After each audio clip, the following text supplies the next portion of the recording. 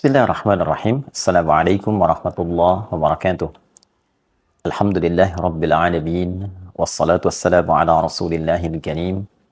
Nabiyyina wa sayyidina Muhammadin wa ala alihi wa sahbihi ajma'in wa ba'd. Saudara-saudariku, sebangsa, setanah air dimanapun berada, Alhamdulillah wa syukrulillah ala kulli ni'amillah. Semua yang kita jalani dalam kehidupan hingga mengantarkan kita pada pergantian siang, malam, berganti hari, berganti pekan, bulan, dan tahun. Kini semua perjalanan itu mengantarkan kita pada hari yang baru, di bulan yang baru, di tahun yang baru, menurut penanggalan Hijriyah. Kita dengan izin Allah saat ini telah memasuki penanggalan di awal bulan Al-Muharram 1446 Hijrah. Setiap yang sampai pada titik ini tentu telah mengalami beragam peristiwa dalam kehidupan, telah melintasi berbagai macam era bagi sementara orang, dan pertanyaan terbesarnya dari sekian waktu yang telah Allah berikan kepada kita untuk berkehidupan sampai detik ini, berapakah yang memiliki nilai kebaikan di sisi Allah Subhanahu wa Ta'ala? Sementara kita meyakini bahwa kita pasti akan berpulang. Kita akan meninggalkan dunia ini. Semua kita berkeyakinan dunia ini tempat sementara, bukan abadi kita berada di sini. Kita akan kembali kepada Sang Pencipta, Allah Subhanahu wa Ta'ala. Logika sederhana kita bertanya, bila di dunia ini saja kita berjuang untuk mendapatkan bekal supaya nyaman berkehidupan, Anda, saya, kita bersekolah, belajar untuk mendapatkan peningkatan pengetahuan, mendapatkan ijazah yang digunakan untuk mencari pekerjaan, guna mendapatkan bekal untuk berkehidupan. Ingin hidup nyaman, tenang, tentram, sejahtera. Bila di dunia yang kita akan tinggalkan saja sedemikian kuat perjuangan kita, sampai sebagian orang bahkan tega melakukan tindakan-tindakan yang tidak pantas, kontraproduktif, tindakan yang destruktif, merusak, mentolimi orang, mencelakakan, hanya untuk merasakan kenikmatan sesaat, yang bahkan dari beberapa pandangan kenikmatan yang mungkin didapatkan sifatnya semu, tidak melahirkan kebahagiaan yang sejati. Dapat harta banyak, hasil korupsi, walaupun terasa banyak, tapi tidak menyenangkan, tidak membahagiakan, gelisah, gak enak, hasil nyogok, hasil judi, tentu akan berpengaruh pada keadaan dalam jiwa. Poinnya adalah, untuk mendapatkan yang sementara saja begitu luar biasa, sungguh-sungguh, serius, dengan segala apa yang tadi diungkapkan, maka bagaimana dengan persiapan kita untuk kembali ke tempat yang abadi, menghadap kepada Pencipta kita, Allah Subhanahu wa Ta'ala, yang akan mengevaluasi seluruh ragam kegiatan kita dalam membawa misi kehidupan di muka bumi ini. Tentu penting mendapatkan waktu untuk berkontemplasi, untuk merenung, untuk mengevaluasi perjalanan hidup kita.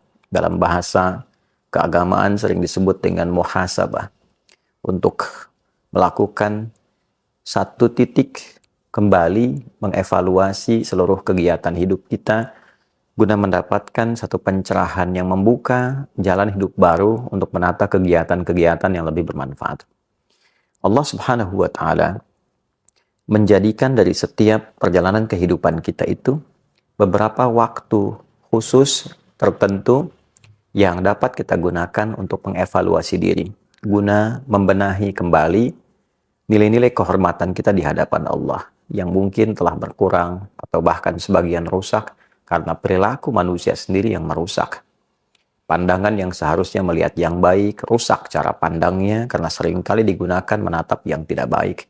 Demikian lisan yang seharusnya berkata yang mulia sehingga terjaga kehormatan, maka runtuh kehormatan itu karena seringkali digunakan pada pembicaraan yang tidak elok. Demikian tangan sampai ke ujung kaki. Maka mesti ada waktu-waktu khusus untuk mengembalikan kehormatan kita di hadapan Allah Subhanahu wa Ta'ala. Mengevaluasi kembali. Kata hormat sesungguhnya berasal dari bahasa Arab, yaitu hurmah. Satu keadaan atau bahkan menjadi hukum yang menjaga kita agar selalu tampil terhormat disebut dengan haram. Haram sebagai hukum dihadirkan dalam agama sesungguhnya bukan sekedar untuk mencegah, tapi lebih kepada menjaga kehormatan kita dengan mencegah berbagai tindakan yang bisa meruntuhkan kemuliaan itu. Sehingga manusia terjaga dalam kehormatannya, tampil dalam kebaikannya. Mengapa berdusta itu haram? Karena saat seseorang berdusta, runtuh kehormatannya. Mengapa mencuri, korupsi, menipu itu haram? Karena ketika seseorang melakukan tindakan demikian, maka runtuhlah kehormatannya. Bukan hanya di hadapan Allah Subhanahu wa Ta'ala, tapi juga di hadapan makhluk, di hadapan manusia, orang-orang sekelilingnya. Allah memiliki sifat Rahman dan Rahim, sangat sayang, begitu mendalam pada hambanya, sangat mengasihi, begitu luas kepada makhluknya. Itulah yang menjadikan Allah selalu ingin menjaga kita dalam kebaikan.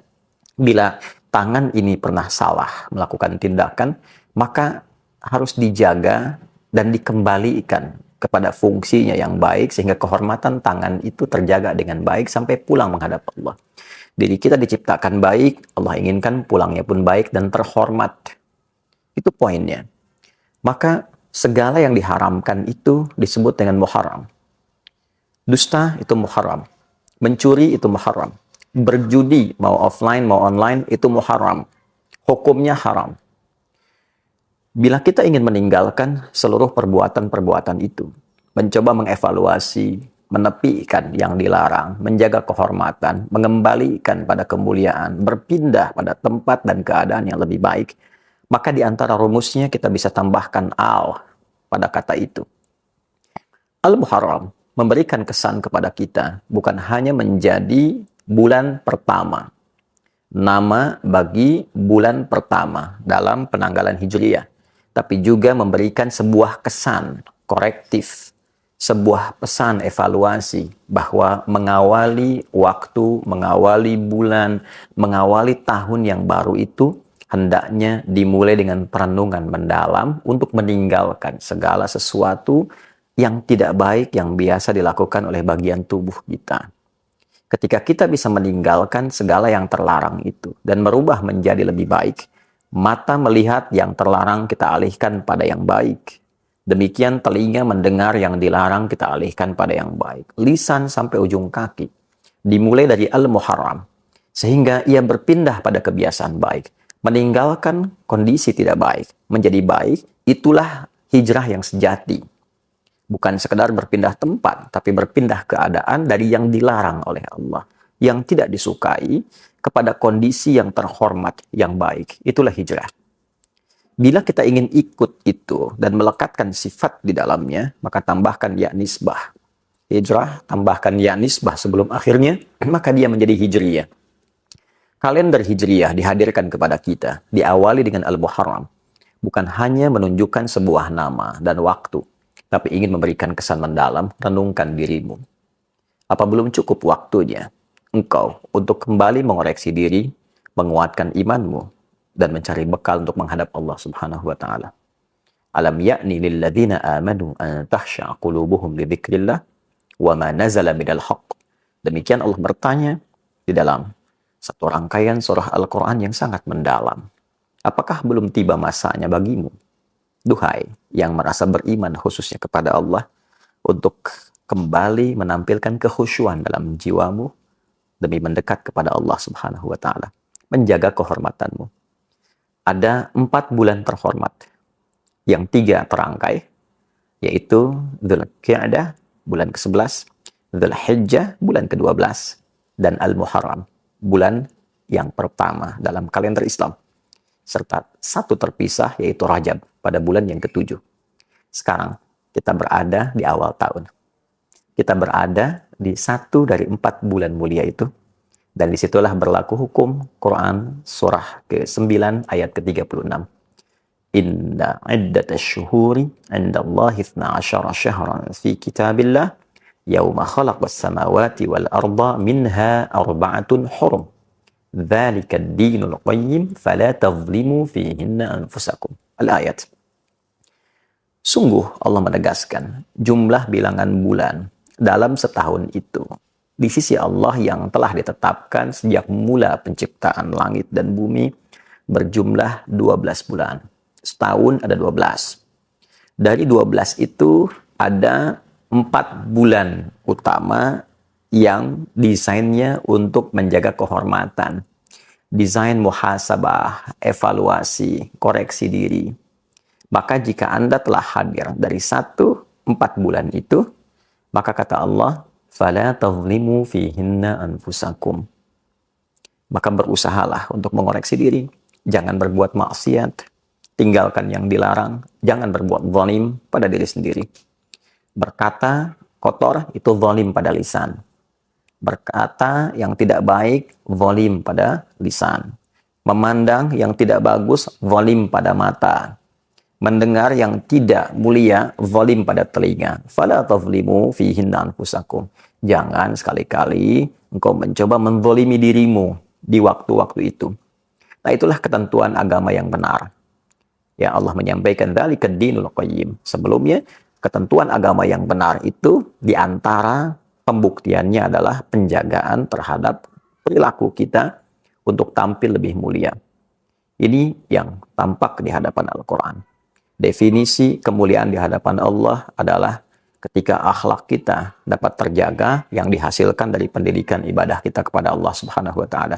Itu yang menjadikan suksesnya salat seseorang itu ketika tampak baik akhlaknya. Tanha 'anil fahsya wal munkar. Salat sekian banyak rakaat, sekian panjang dibacakan, tapi tidak merubah perilaku menjadi lebih baik, maka itu hanya sekedar memenuhi rukun syarat untuk naik turun, tapi tidak menjaga kualitas dan kekhusyuan di dalamnya. Untuk itu, saudaraku, sekali lagi, saya Andi Hidayat ingin memohon maaf demi memberikan contoh pertama pada diri pribadi sebelum mengajak siapapun. Saya memohon maaf kepada saudara-saudariku dimanapun berada. Bila selama ini Anda pasti mendapati hal yang kurang wajar untuk kami tampilkan. Boleh jadi didapati kata-kata yang tidak elok untuk disampaikan. Saya memohon maaf dengan segala kerendahan hati bagi berbagai pihak yang mungkin merasa kurang berkenan atau bahkan tersinggung dengan rangkaian kata-kata yang pernah saya ungkapkan selama berkehidupan sampai detik ini.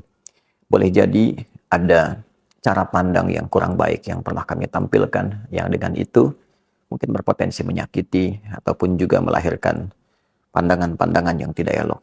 Saya dengan segala kerendahan hati memohon pintu kemaafan dan juga memohon doa semoga Allah Subhanahu wa taala senantiasa memberikan bimbingan, ampunan dari berbagai macam dosa yang dikerjakan dalam kehidupan.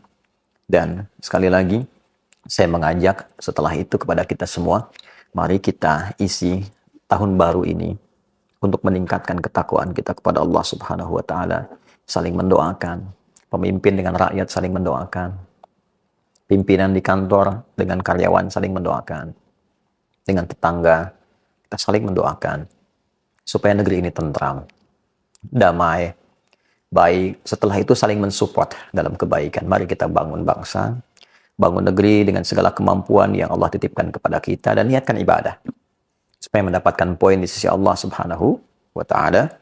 Dan semoga tahun ini berkah untuk kita semua. Berkah untuk keluarga, berkah untuk umat Islam khususnya, berkah untuk negeri kita tercinta Indonesia. Dan jangan lupakan dalam sujud kita untuk bermohon. Semoga Allah berkenan memberikan kebebasan bagi umat Islam untuk beribadah di Masjid Al-Aqsa, memberikan kemerdekaan untuk Palestina, dan menghadirkan ketentraman, kedamaian di muka bumi ini untuk kita semua. Semoga Allah mengabulkan. Allahumma rabbana taqabbal minna innaka antas sami'un alim wa tub 'alaina innaka antat tawwabur rahim. Rabbana zalamna anfusana wa illam taghfir lana wa tarhamna lanakunanna minal khasirin. Allahumma rabbana atina fid dunya hasanah fil akhirati hasanah wa qina adzaban nar. Wa sallallahu ala sayyidina Muhammad wa ala alihi wa sahbihi ajma'in. Wa akhiru da'wana subhanakallahumma rabbana wa bihamdika asyhadu an la ilaha illa anta nastaghfiruka wa natubu ilaik. Walhamdulillahi rabbil alamin. Assalamualaikum warahmatullahi wabarakatuh.